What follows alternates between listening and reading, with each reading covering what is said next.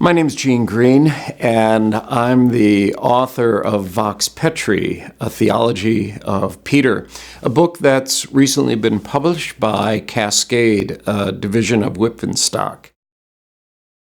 I think we could call Peter the lost boy of Christian theology. He is remembered as somebody who was the impetuous and failed and restored disciple in the gospel story. So he makes for good preaching. But we don't think about him as a theological leader. And as I was taking a look at the whole New Testament story about Peter, there's something of a Petrine primacy that we find. And think about it. We have Peter as the first disciple who was chosen. Peter was the first one to walk on water and sink and be rescued by Jesus. He was the first one to confess that Jesus is the Christ. Christ called him the rock. Upon this foundation, I will build my church. He didn't fully understand what the sufferings of Christ meant and was rebuked by the Lord. And we know that at the time of the crucifixion, he denied Christ. But he was the first disciple to witness the resurrection as he's remembered in the history. We know that the women got there first, but the testimony was always tracing back to Peter.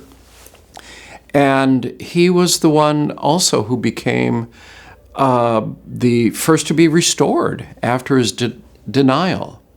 Peter then the rock went on to be the first leader of the early church. And then we know that he was the first one that opened up the mission to the Gentiles. Not only that, but when the time of the Jerusalem Council rolled around, Peter was the first one who spoke about Gentile inclusion, how God accepted the Gentiles in without cultural conversion, without becoming proselytes to Judaism.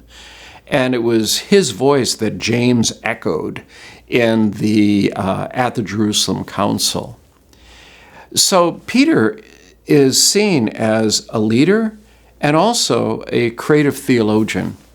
It's interesting that when you get to the 2nd and 3rd centuries, we find that the fathers of the church are remembering Peter as the one who was a conciliatory figure in the church, but also one that you would appeal to if you wanted to take down a heresy or if you wanted to support a heresy. Peter was a central theological figure. Now you compare that to what we have today. And we will do a lot with the theology of the Gospels and Jesus. We have books innumerable on the theology of Paul.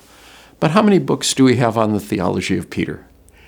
And yet he is foundational. Now, in around 1950 or so, Oscar Kuhlman wrote his fabulous tome on Peter, Peter, Disciple, Apostle, Martyr.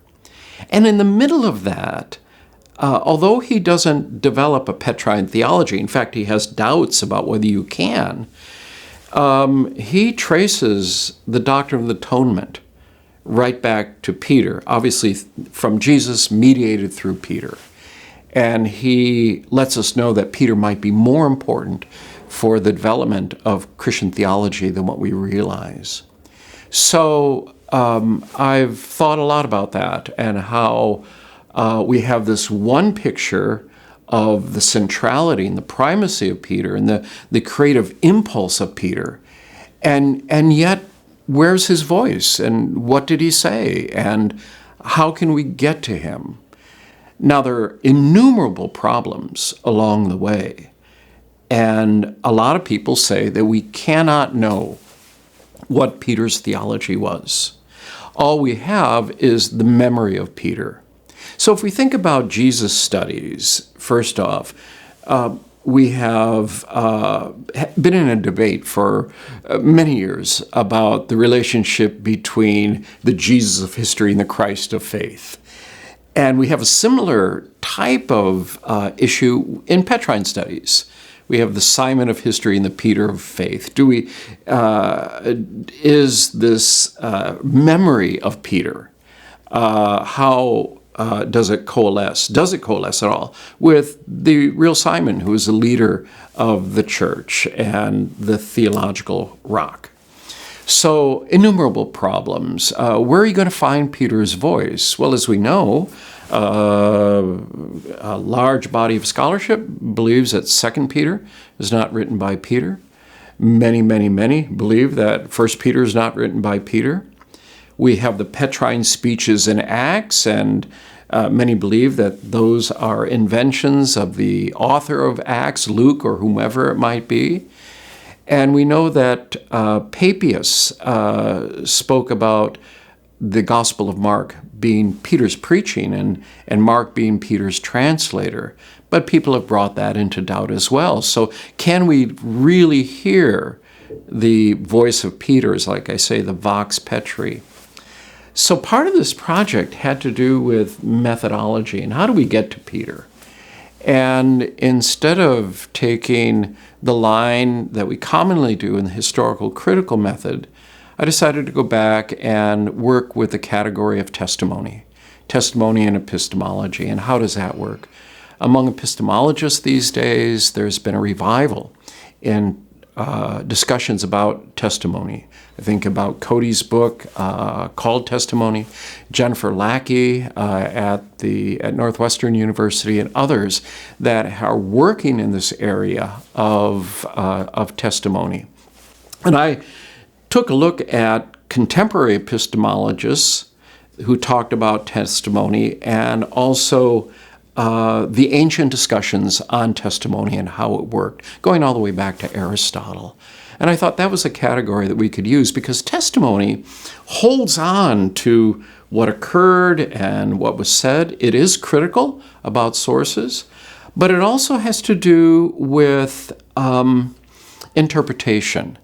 In the ancient discussions on testimony, there was a critical assessment of sources, but also a recognition that in testimony you also have rhetoric and you're concerned about the audience. So I think that we have the voice of Peter, but it's always interpreted. It's always, we might say today, spun. It's always directed towards a particular community. So can we get back to him? Yes, testimony holds on to what was said and what was done, but it also has audience awareness. And also in contemporary studies on testimony, the criteria for authentication is a little bit different. Instead of multiple attestation, which has been the hallmark of historical critical studies, testimony talks about whether there's any defeaters to a testimony. Most of what we know comes through testimony. If I ask you, where's the store? You'll say, you go down that way and you turn to the right. And I'll follow that testimony unless something blocks that testimony. Somebody comes along and says, no, that's not the way. And then that's a defeater. And then is there any way that we overcome that defeater? And so testimony has a different bar of authentication.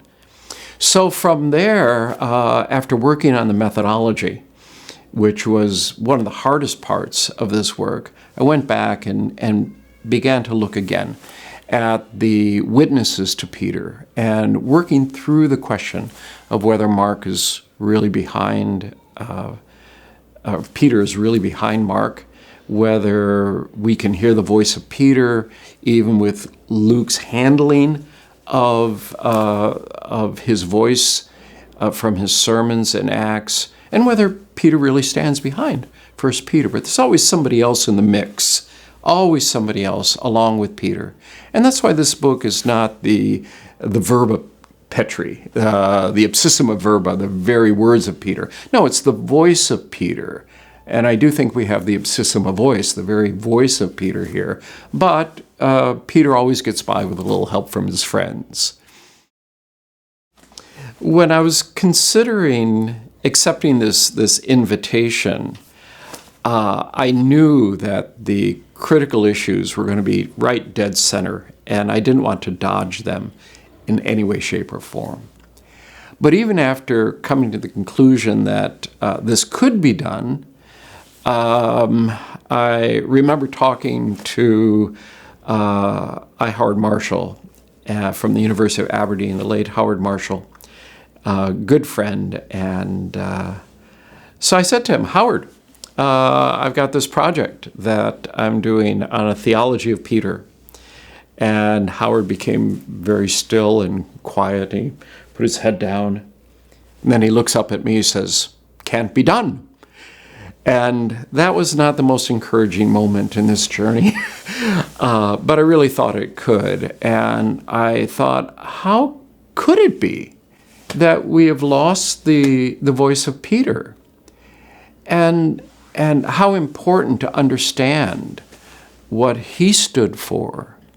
Now, the surprise in the middle of all of this was that in sorting through the materials in Mark and the Petrine speeches in Acts and in 1 Peter, and trying to see if there was any common voice that ran through it, I came to the conclusion that what Peter taught was pretty common and pretty well known. One of the first reviewers of the book looked at it and said, "Well, what's new here?" And I responded and said, "That's precisely the point. Peter has been the lost boy of Christian theology, and yet he's been with us all along.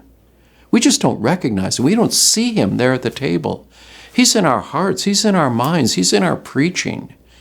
And his voice is the voice that gives us our basic understanding of the faith." Now, if Peter is really behind Mark, then our first telling of the gospel story comes through Peter. And if Luke and Matthew use Mark, then we have an early recognition of the importance of that particular telling of the story. And what Matthew and Luke are doing with Mark is a bit of imitatio and mimesis. And this was a common literary practice in the ancient world, but you would only do imitatio with the books, those great pieces of literature like Homer's Iliad and Odyssey. You do mimesis with that. And I'm looking and say, why would Matthew and Luke do mimesis with imitatio with Mark, which is clearly an inferior literary production, and Papias indicated that. And I'd like to suggest that the reason that this received so much attention was because Peter was behind it.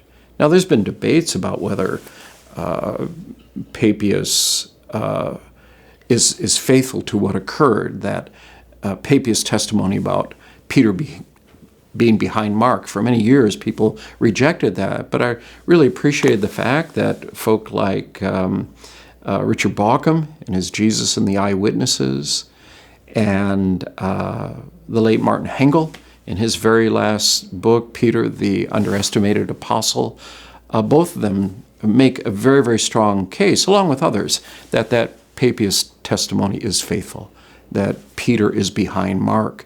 And Papias lets us know that he talks to us about the translation theory and how Mark did his representation of what Peter said. So here we've got this figure of Peter standing behind Mark. I think it's significant that Paul, in the book of Galatians, goes back and he mentions how he interviewed Peter. And what did they talk about? Did they talk about the weather? I think they most likely talked about Peter's experience with Jesus and the story. Where did Paul get the full gospel story? And we find that in the book of Acts, we have the story of Peter's preaching. And a lot of people have said, well, take a look at the way that Peter's sermons and Paul's sermons sound so similar. This is clearly just the invention of the author of Acts. But if you take up the category of testimony, you would expect there to be commonalities. That's what an editor would do. That's what somebody giving testimony would do. They're aware of their source, and they're also aware of their audience. And Luke has a point of view, and that is expressed in both Petrine and Pauline speeches. And yet we have aspects that are truly unique with Peter. With 1 Peter, anybody that's studied on 1 Peter knows that there's a bit of a storm about whether Peter is behind 1 Peter. And some people say there's no way that a Galilean fisherman could have come up with the Greek that we have in here. And there's been all kinds of discussion about how well-known Greek was in Palestine and whether Peter could come up to this level of Greek. It really is a beautiful letter. I remember one time I was on a plane going someplace and I was reading 1 Peter in the Greek, and I decided to read it aloud. I'd never done that before, and with my rather poor Erasmian pronunciation, and I began to read it aloud, and I hope that the person next to me didn't hear it, but and it was intended to be spoken aloud. It was beautiful. How could a Galilean fisherman do this? And I think that Peter got by with a little help from his friends, whether he was assisted by Silvanus, who he names in the book, or maybe Silvanus was only the messenger and not the amanuensis here, could have been helped by another amanuensis. But I was impressed by the fact that with the help that would come from an amanuensis, who had they could have great editorial power, that Peter could have written something like this. I mean, even the great Cicero talked about his amanuensis, Tiro, and he said, without Tiro, I am mute. And I think Peter would probably say the same thing. Without an amanuensis, I'm mute. And so he got some help from a good editor, like the good editors at Cascade. And so we always get by with a little help from our friends. 2 Peter, I've written on it. There is such a critical storm around 2 Peter that I think if I would have put in 2 Peter, it would have been a distraction. And we all know the doubts that there were in the early church about the authenticity of 2 Peter. You don't have that in the early church with 1 Peter, just 2 Peter. And in contemporary scholarship, we know the doubts that have been raised about the authenticity of 2 Peter. So I didn't want to get embroiled in that controversy with 2 Peter. There was enough controversy in the earlier part of the book covering Mark and the Petrine speeches in Acts and in 1 Peter. So I left 2 Peter to one side. As an aside, I think there are some commonalities in the voice and some common themes between 2 Peter and the rest of the witnesses for Peter's theology. But maybe that's a work for another day. I think Peter is always at the table. I think we have an inheritance from him that is deep. And I think through this book and reading this book, people will gain a deeper awareness of how important Peter is for our faith. And Peter stands within the Catholic collection. We have James, 1st and 2nd Peter, 1st, 2nd, 3rd John, and Jude. So we have 7 epistles in the Catholic collection, written by the 3 pillars, as Paul identifies them: Peter, James, John, and Jude identifies himself with James. So we have the 7 by the 3 plus James. And this Catholic collection is framed by the relatives of Jesus. James coming at the beginning, Jude at the end, and right in the middle, this dynamic duo of Peter and John. Here we have the family of Jesus and two key disciples in the early church, with Peter being at the center. I think it's very interesting that so many of the early canons of the New Testament, canonical lists, placed the Gospels and Acts first, followed by the Catholic collection, the 7 by the 3 plus Jude, and then Paul, because that's the way early Christianity developed. Jesus, and then out to the pillars, Peter, James, and John, and then Paul and the rest. Augustine talks about the Western canon, and he notes how that the Catholic collection comes after Paul. So you have Paul held in, if it were, between the Gospels and Acts and then the Catholic collection. And Augustine lets us know that that arrangement is to make sure there are no misinterpretations of Paul's doctrine of faith and works, that works are not somehow secondary and unimportant. So, but even on that reading, the Catholic collection becomes very, very central in the canon. What has happened to us is that we have shoved the Catholic collection off to the side. We've shoved the pillars off to the side, but that's not what happened in the early church. The Catholic collection and the pillars were central. And so what I want to do is ride alongside those who are working, for example, on James, and seeing the centrality of James' voice in the early church, as well as Peter. And to say to the church, we need to pay greater attention in the literature, in our theological curriculums, and in the pulpit to what God wants to say to us through the pillars of the church. And I think Peter is right there at the foundation. He is the rock.